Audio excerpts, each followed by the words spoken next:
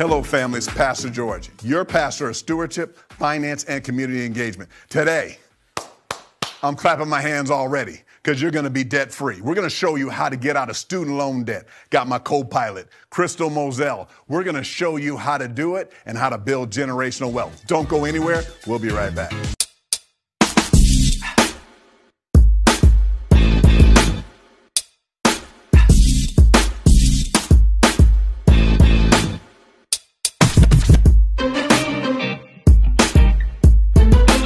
Hello, family. Pastor George here, ready for another exciting episode of Set for Life. By the way, this is one of our most important topics, but also this is one of the most asked topics. It's student loan debt. I'm going to tell you up front before I even give you these statistics. Can you please high five me? I mean, think about 5 people that you need to send this to that also going to help. And then also we've done something called generational wealth. We're talking about for families. So think about brother, sister, cousin, anybody you know, friend, family member that also needs help in this area. All right, so just some statistics. And then I want to introduce our co-host is this.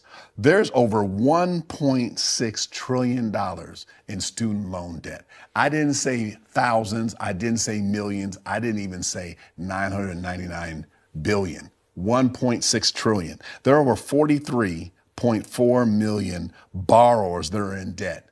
Also want you to know this, startling. I think these statistics are startling. $37,113 is what the average student loan debt is for undergrad. Then graduate, $84,300 for a graduate degree. And then for a PhD, the average student loan debt is $107,008. I have a question for you. Which one of those statistics is the most staggering? But actually, the one that matters the most is what student loan debt you're in or in your family in. And that's a topic that we want to talk about in Set for Life because also it slows people down in the process of building wealth. So one of the things we're going to be covering this today. But hey, I'm not flying alone today. I have our co-host with us, Crystal. Crystal, how are you doing? I am well, Pastor George, and it's a pleasure for me to be back with our Set for Life family. I'm happy to be here. This is a topic that I am passionate about because you know how I feel about it. First of all, if you don't get in debt, you don't have to pay nobody back, right? Right. We're called to be the lender and not the borrower. Exactly. So with that being said, I want our audience to understand and know, let's make preparations not to even get into student loan debt to begin with. So how do you get out of it? Don't get into it. That's the number one thing. And there's several ways that we can do that, right? I don't want to leave people without a solution. Right. One of the ways is we have our 529, right? Where you can save parents, grandparents. I do this for my granddaughter. Right. Instead of birthday gifts, I send out on the invitation. I ask them, yes, I do ask them instead of birthday gifts. Now, she gets them. Don't get me wrong. Don't get me wrong. We don't do the no gifts. To call Child Protective Service like they do on me all the time. Christmas and birthdays. With the invitation, it says, in lieu of gifts and presents, if you would contribute to her 529 plan. And I give them the option. They can do it electronically, sending it themselves from their account to hers. They can put a check in the mail that goes directly to the account. And then we also have it. You give us the check and we'll go ahead and deposit it in. Right. Gotcha. So, can I jump in there real quick? So Crystal, as you know, that's one of the things. But everybody, what she's talking about is that when we taught generational wealth, and these are also links that we'll also put in the chat is this. There's something called a 529 plan, which is a college savings plan. So you begin to save for your kids in college. So one of the things that we've been teaching is that instead of buying a whole bunch of Christmas presents, focus on getting people a gift. Yes, they've talked me into it, so I do that, or I watch and sit there and all the time and in doing this. But then also sitting with your kids and teaching them. Because one of the things is, for everybody is learning that if you want to build generational wealth, you need 2 things. One is knowledge. You're teaching them knowledge by having them learn about saving for college. The second thing that you're teaching is the money.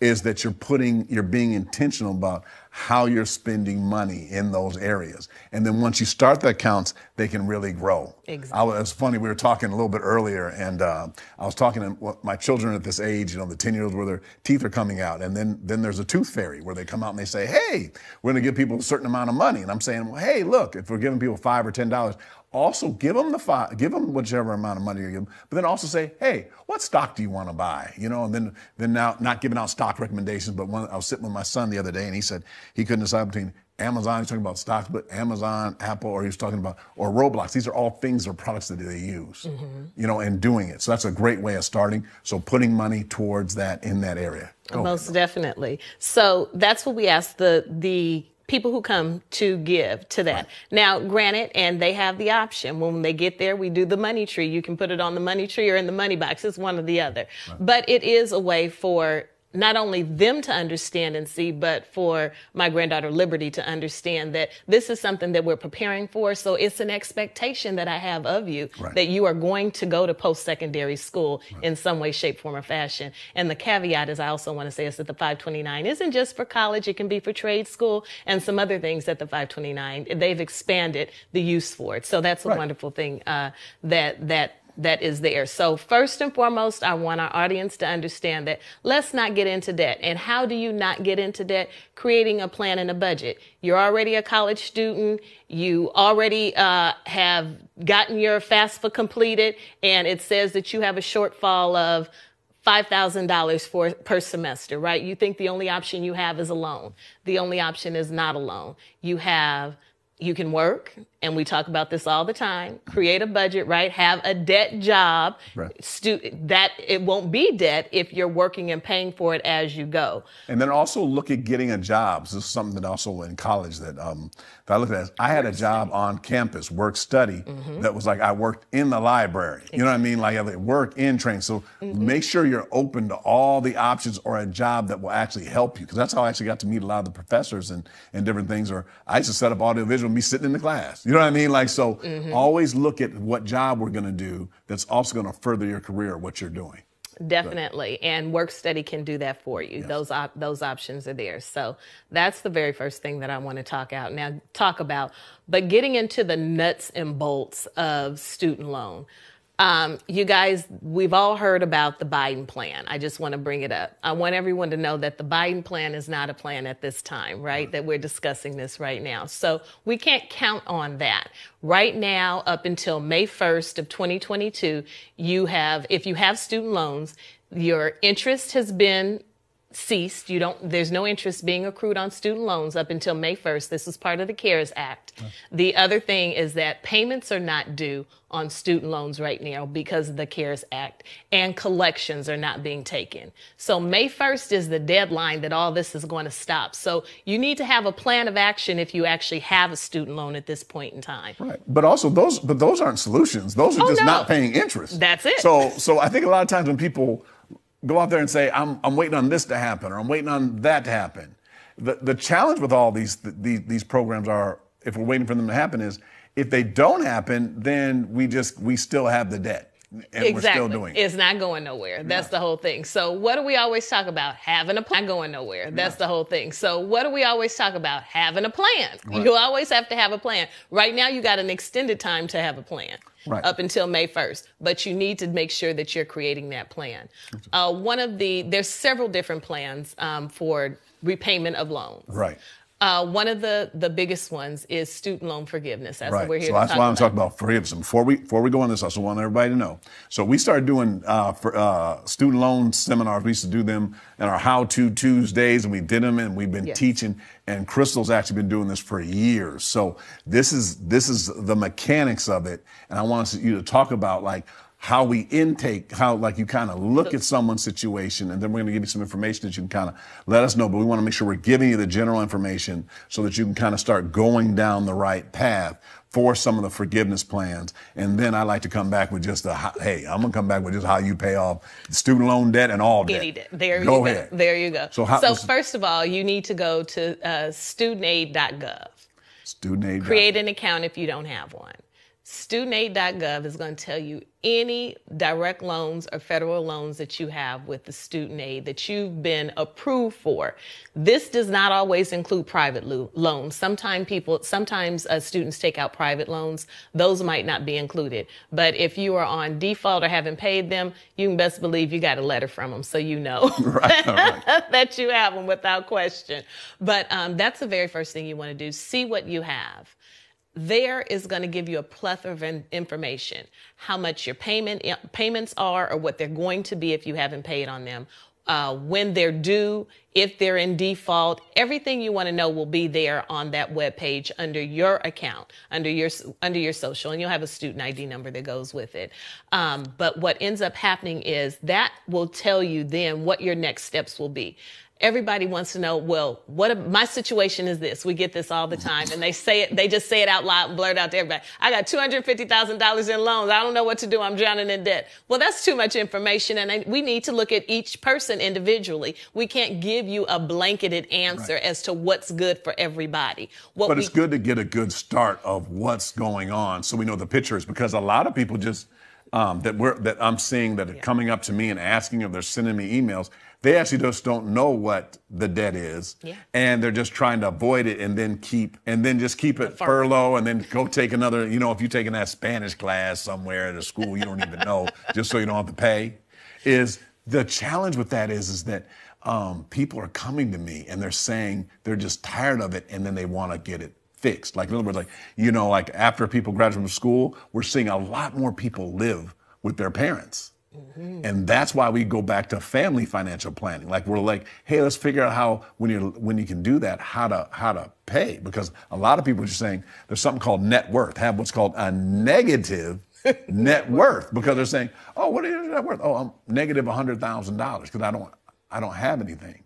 But you want to learn how to leverage your education for more income to be able to do these things to pay it off.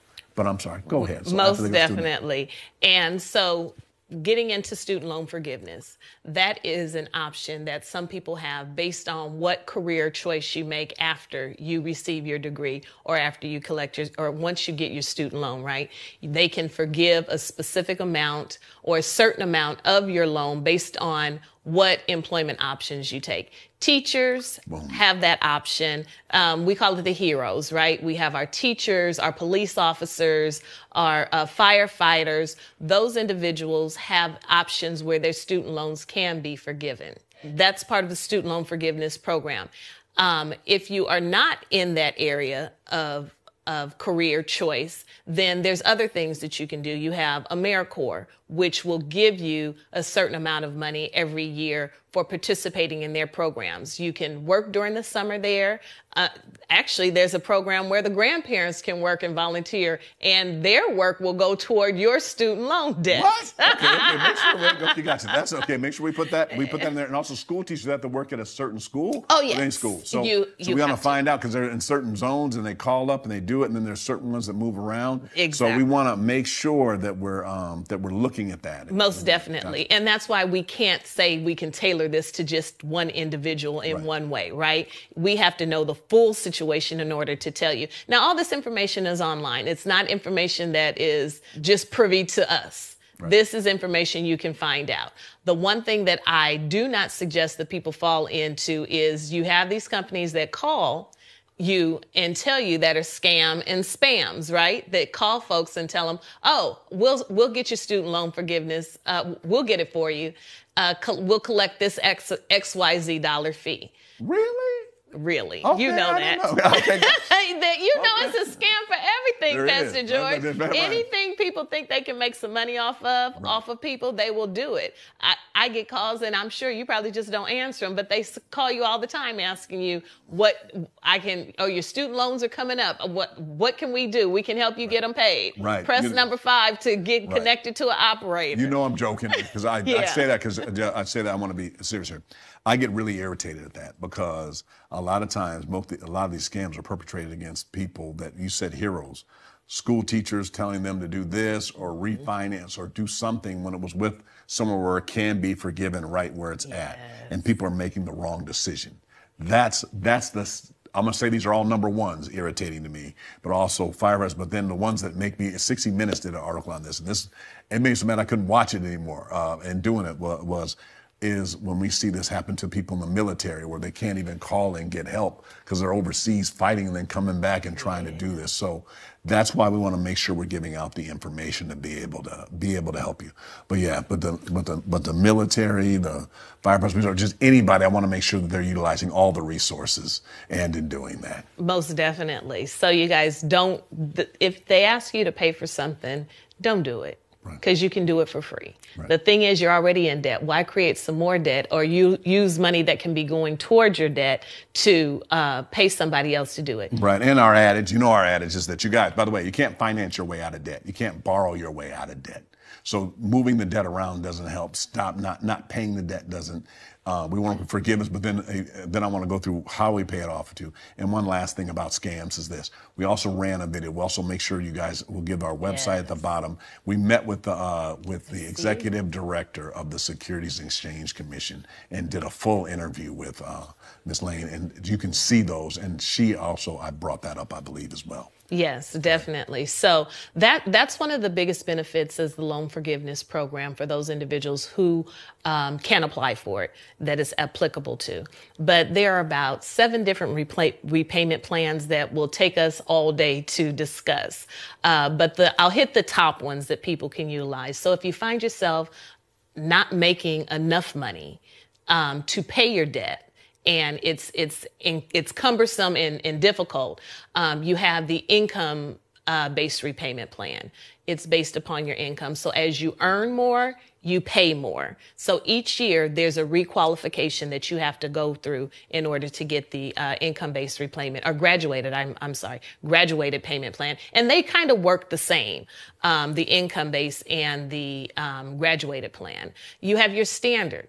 Standard is they take 15 to 25% of your discretionary income, and you pay that. Most of your student loan debt should not last longer than 10 years. If you're going beyond 10 years, we definitely need a plan. Okay, you should not be carrying student loan debt from the day you got out of school to the day you go to see Jesus. That should not be the case. Right, but unfortunately, there are people that we've talked to, and it's the same thing with homes. And then I just want to just explain to you another mindset. There are actually people that think that they'll never pay off their student loans, so they're just trying to just keep them going, or there's no set plan. Second thing is the same thing with houses. Mm-hmm. So that's why I want to make sure that you understand, like, we're going to pay this off, and this is going to be a period of time. But I promise I'm going to come back to that. Right. Definitely. And the plans, again, they are specialized to the individual's circumstance. So we just want you guys to definitely see what it is, get the most bang for your buck, and know that there are things out there to help you so that you're not looking at paying for student loan debt or passing on student loan debt to others. Thank God you can't do that now, but that you don't pass and then you have student loan debt. Right. But also, though, there are people passing out. There are parents that got loans for kids, and then now they're still they're still paying on them. Yes. So that goes back to the family financial plan. That's why I want to have a plan for the entire family to pay off those debts. So they need to be in dollars and cents, right? There you go. Got anything else about forgiveness? And then not about forgiveness. I just want you guys to understand that there is a plan out there for you, and there's one specific to you and your situation, and it's based on what your particular situation is. As far as everybody's not going to be in a forgiveness plan. Everyone does not qualify for forgiveness. Right. But let's make sure that you don't qualify for it. And if you do, take advantage of it. If you don't, we have to have that plan to pay off that debt. Right. And hey, jump in here whenever you're ready or anything like that. So, hey, everybody, I want to walk through right now how to get out of student loan debt or any other debt or any kind of debt right now. And I want to walk you through it. Now, first of all, with all these programs, you still need to pay the minimum payments. You still need to be involved. You still have to be caught up. But let me tell you how to get out of any debt. And then also, I'm going to say this, I mean it humbly, but also you're sitting there, I have no student loan debt, but also I had a different plan. My dad did. Shout out to George Sr. That is, we went to sports, was the sports route, but also from someone who's paid off a home in Los Angeles, California, and does this and pays off hundreds of thousands of dollars in debt. So let me just tell you how you actually pay off debt. Number one is you identify how much that debt is, and you have a plan. That is step one. You have a plan. And then number two, you have a why you want to achieve that plan. Like, so that has to be more than that. Like right now I'm doing a thing. We just, we did a series where you saw the health people come in and we had to get a why workout. We work out for our kids. The reason why I wanted to pay off the debt was I wanted to be able to leave generational wealth for my family. You have to have and also one of the biggest deterrents of generational wealth or biggest deterrents people is debt. Because they'll say that they can't buy a home for that reason. Well, I don't know what the statistics are for that, but that's one of them.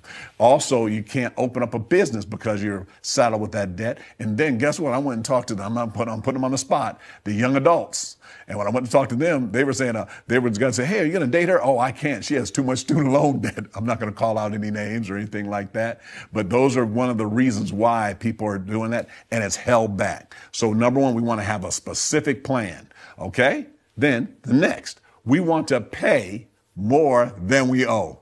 You want to accelerate payments. So like when we're paying mortgages or we're paying student loan debts, we're focused on student loan debts today, we have to pay more than we owe. They give you a 10-year schedule and it's this amount. How you make it 5 years, you pay twice as much as they're asking for that. So then we want to, number one, do that. And then before Crystal jumps in here, and Crystal's already shouting out, get a budget. Get your so number one. Then next, you want to have a budget that is less, spending less. So you're saving. First of all, you're giving. Number one, you always want to give. Put God first. You want to give. So then you're giving. A tithe means tenth. So you're giving 10%. Then listen to this. There's a debt multiplier we're going to show you. So that's how to get out of debt. So that multipliers in this. So I'm going to use the word 10% right now. And so now you have your income, then you have your outgo. And in between that, so we're spending less and your outgo. And in between that number is something called a margin. That's where you utilize to pay down debt and to invest. Because I'm actually telling you to invest. So that means you need to make more money. There are several ways to make more money, and you need to decide how to do that. Now, before you jump in, let me tell you the 3 ways I would do it, okay? Number one, I live here in Los Angeles, Inglewood area. I would have got me a bus and drove people to them games at the Forum and SoFi. You would have paid off all that debt all during one football season. Huh? Yeah, one football season. Okay, but number one, find out what you're going to do. If you're a photographer, take pictures, you're doing this, get a side hustle, whatever you want to do. But that is literally, we cover this and we talk about this, is that you get a debt job or you get, I'm going to call it a wealth building job, where you're paying down debt and you're investing. But you pick it. By the way, we do classes on this and we also do business classes. So make more income, spend less so you can make that margin wider. Then we start walking through our principles. And we have something, it's called money in motion, where you write down your debt, how much you owe, your budget, and then how much, we call it prosperity dollars. She brought up prosperity jar and money tree earlier. And then what you do is you have that grid that is also in all of our wealth cycle materials and everything like this. And then you start paying down that debt. Then the next thing we do, after we find out what our margin is, after we find out that we begin how we're going to make more money, after we find out how we're going to spend less, then here comes the most important one. We're going to use our minds. We got to be disciplined. Yeah. I'm going to use discipline in 2 areas. Discipline means we want to stay on the plan. That means we don't go out when we start paying down the debt and buy a new car. Just before we do that, we want to pay down our debt. And also that means as we're making more money and we're doing certain things, we also want to be patient. There may be things that you want to do to be able to do that. And then you walk through the process. All right? Then I want to bring up one more example, and then I'm going to flip it back to Crystal and let her, because I know she's chomping the bit over here. One more thing. If you ask me, if there's couples that have come to me, and they said that I have I have over 6 figures. This other person, my spouse has over 6 figures. The husband has 6 figures. Wife has 6 figures. They both have PhDs. One, they want to pay more, but also, if you ask me personally what I would do, I'd also do real estate. I would buy the most, I'm going to say this and then I'm going to put it down. I would buy the absolute ugliest house I could find in the absolute worst condition in the best neighborhood on the largest lot. And I would fix it up little by little. And then I would sell that and pay off all the debt. or I would cash flow it. Now, if you say, Pastor George, how do I do that? We have our real estate guru, Danette, and we did a show, and it was called Don't Sell Grandma's House. That house is already sold. And the house was, by the way, we're in California. It was for $500,000 in Inglewood, sold for $700,000. I'm going to sit over a little over $700,000. I'm going to go through it. Now I see work crews there working on it all day. They're going to refurbish this house, and then I would have put a triplex on that property, but I don't want to get into it. But they could have paid off anyone's two PhDs if they would have bought that and they would have sold it. Now, again, I would have cash flowed it. But I just want to make sure why I'm going over all this is I want to make sure you understand all the solutions that are available to you. So anything else you want to add before I can? Well, in that though, they need to understand the ebbs and flows of things, right? We discuss most of the same thing. We come back to the same thing all the time. Have a plan, have a budget. Stop looking at things as being debilitating or limiting. Right. And once you have that plan, it actually opens up the world to you. And it's no different with student loan debt, just like you explained, Pastor George. Yeah. And I need people, just like you said, change that mindset, right? Let's get into stop the negativity or negative part of things and start looking at the positive side of it. Yes, you got it. You have your degree now. Prayerfully, you have your degree. And now let's look how we can make this work for us and not against us. Because it does. It can ruin marriages. We already talked about that as far as relationships are concerned in a past series. It ends up affecting your children because of what it is that you can't do, and then your grandchildren on top of it. So let's create that plan, you guys. We can't even say it enough that you have to have that plan in order to, and execute that plan, not just have it, but execute that plan and be disciplined with it. Right. The last thing that I want to leave people with is that we are here to be of assistance. Right. So if it's something that you are struggling with, email me, send us an email. fcbcstewardship@faithfamily.org, and we can look at this and try and figure it out together. That's what we are here to do, is to help. We said help is on the way. We're here bringing some help. And if we don't know the answers, we're going to find somebody who can assist you with the answer. Right. People are so blessed to have, I'm going to say this, is Crystal helping in the other areas. We're also going to be doing a show about all the different other areas that she helps with Operation Hope and all these areas.